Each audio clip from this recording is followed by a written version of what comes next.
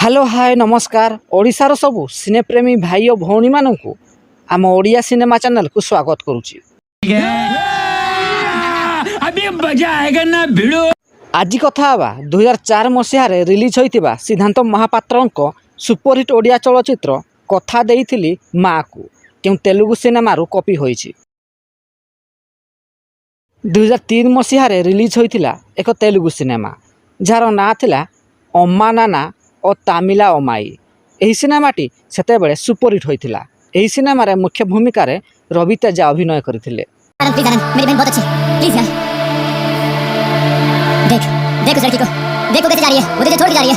एहार मात्र गोटे वर्ष परे अर्थात 2004 मसीह रिलीज होइथिला ओडिया सिनेमा कथा देइथिली माँ को। यही सिनेमार प्रयोजन दायित्व रे विजय कंदई थिबा बेले निर्देशना देइथिले हिमांशु परिजा।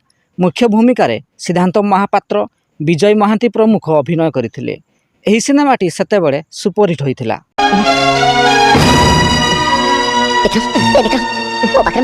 जदि वीडियोटी पसंद आए तेबे लाइक शेयर एवं चैनल टी को सब्सक्राइब करंतु।